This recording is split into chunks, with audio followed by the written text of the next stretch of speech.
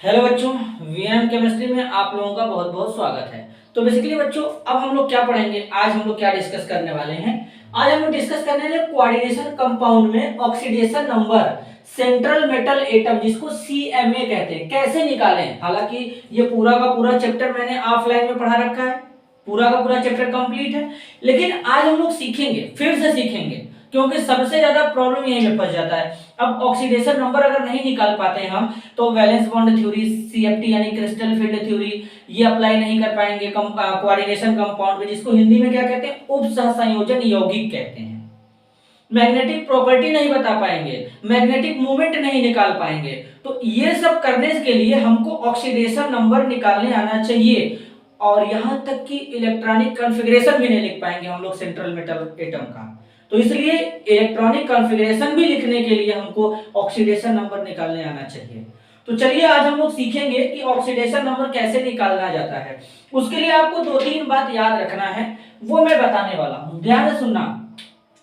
पहली बात, oxidation number का मतलब क्या होता है ये समझते हैं। तो ऑक्सीडेशन नंबर का मतलब क्या होता है, यहां पर ध्यान से समझना। ऑक्सीडेशन नंबर का मतलब यह होता है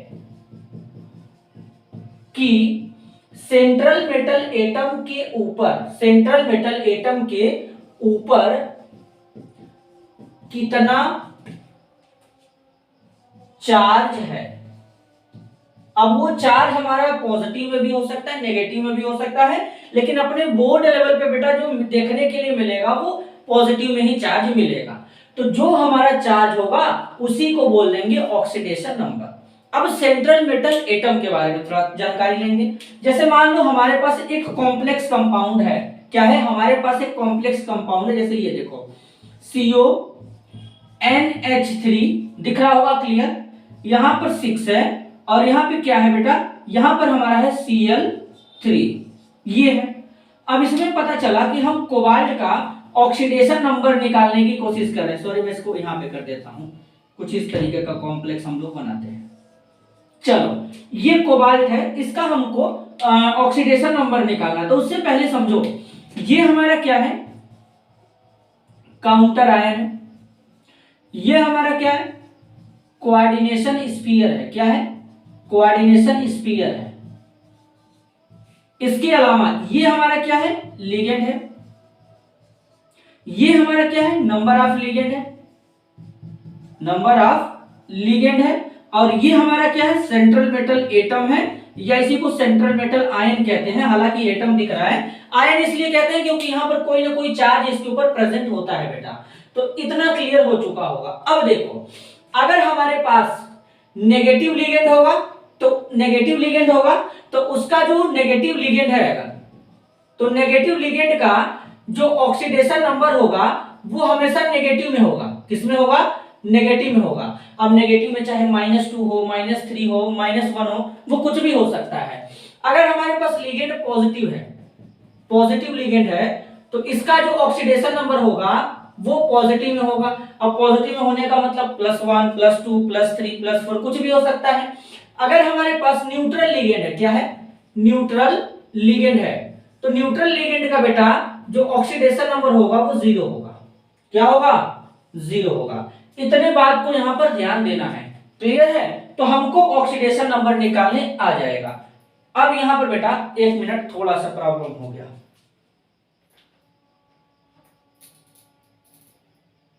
अब सही हो गया, 1 मिनट फिर हो गया यार।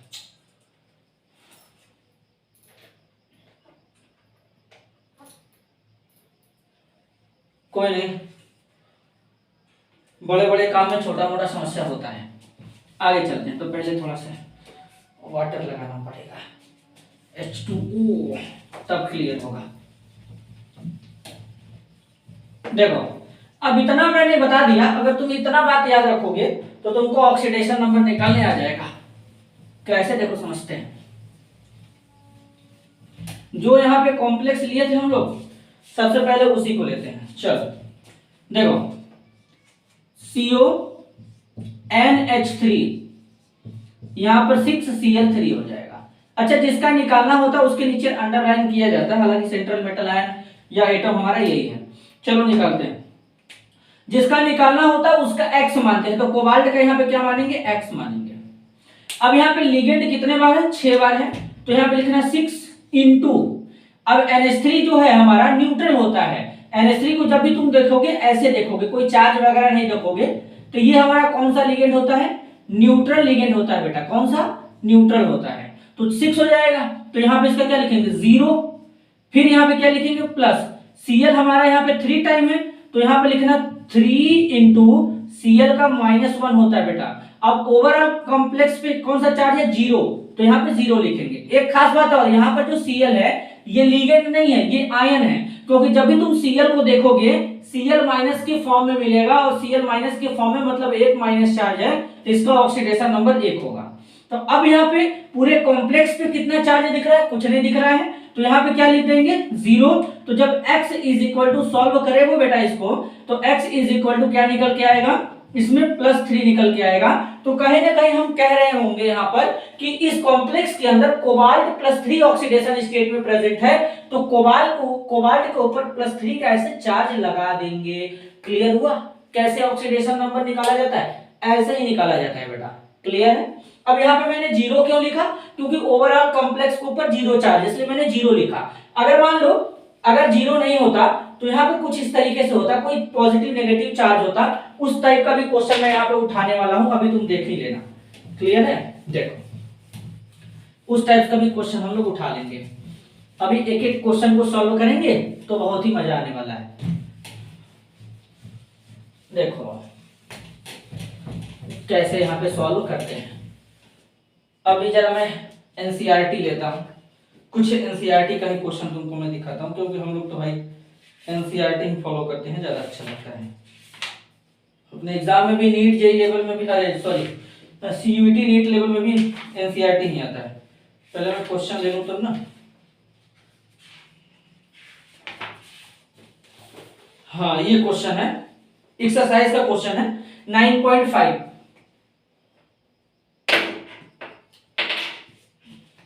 एक कॉम्प्लेक्स है मेरे पास, पहले मैं क्वेश्चन को लिखता हूं। देखो यहां पे कॉम्प्लेक्स है कोबाल्ट, कोबाल्ट के बाद है यहां पे H2O, फिर ब्रैकेट लगाया है, फिर यहां पे लिखा है Cn, फिर इसके बाद यहां पे लिखा है En, यहां पे लिखा है नीचे 2, और इसके बाद फिर यहां पे ये ब्रैकेट लगा के 2+ लिखा गया है।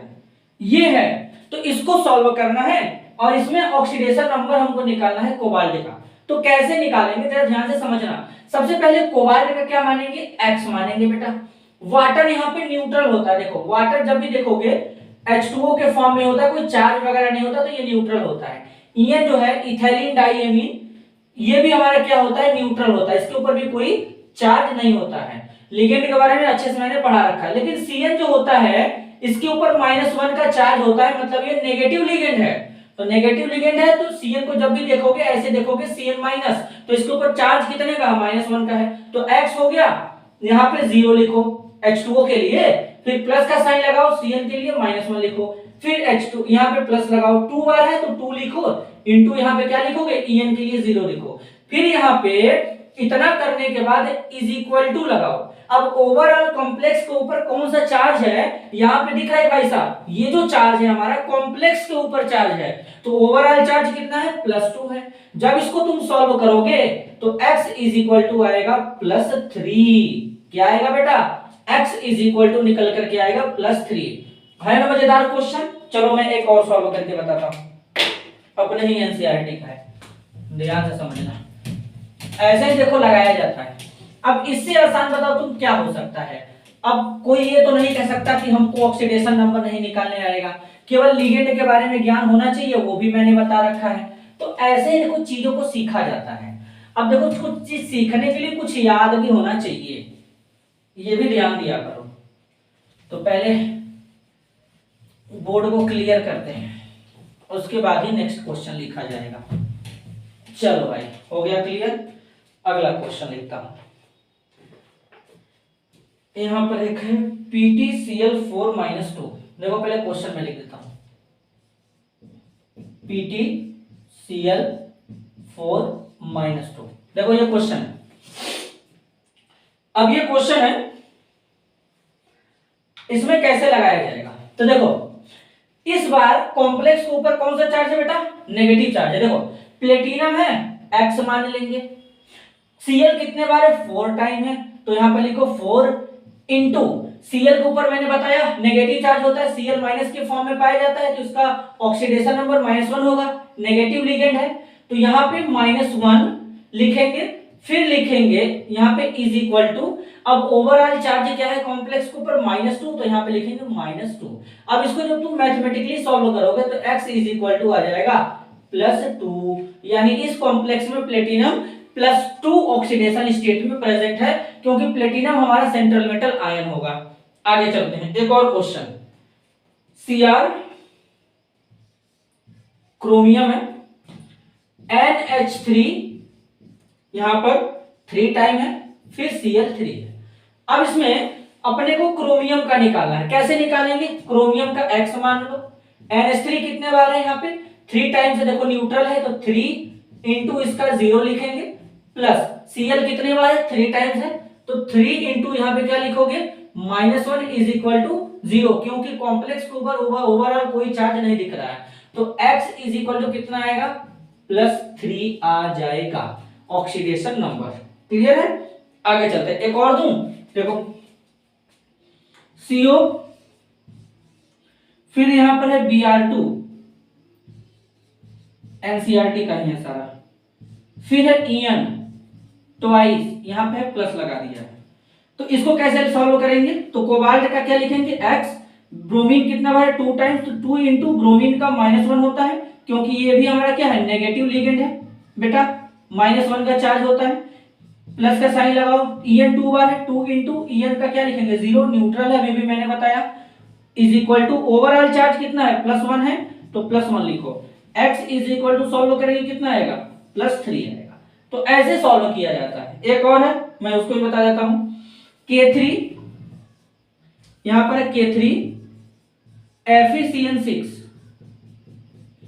अब K3 FeCN6 है, तो देखो पोटेशियम कितने बार है 3 बार है, तो 3 लिखो इंटू पोटेशियम का कितना होता है +1, फिर यहां पे लिखो प्लस, आयरन के लिए x लिखो, Cn कितने, क्योंकि सेंट्रल मेटल आयन हमारा यही है, तो अब यहाँ पे Cn कितने बार है 6 बार है, इंटू Cn के लिए -1 लिखो, इज इक्वल टू कोई चार्ज नहीं 0 लिख दो, तो x इज इक्वल टू कितना आएगा +3 आएगा, कितना आएगा +3 आएगा। तो इस तरीके से हम लोग कॉम्प्लेक्स कंपाउंड में बेटा ऑक्सीडेशन नंबर को निकालते हैं। तुम्हारा एनसीईआरटी में 2 2 4 1 5 सवाल दिया था, वो पांचों का पांचों मैंने लगवा दिया, देख सकते हो ये एनसीईआरटी ही है 12th क्लास का। तो इस तरीके से क्या कर सकते हैं बेटा, हम लोग कॉम्प्लेक्स कंपाउंड में ऑक्सीडेशन नंबर को निकालते हैं। तो अगर आपको ये तरीका निकालने का पसंद आया तो वीडियो को लाइक करिए, मिलते हैं अगले वीडियो में, तब तक के लिए धन्यवाद।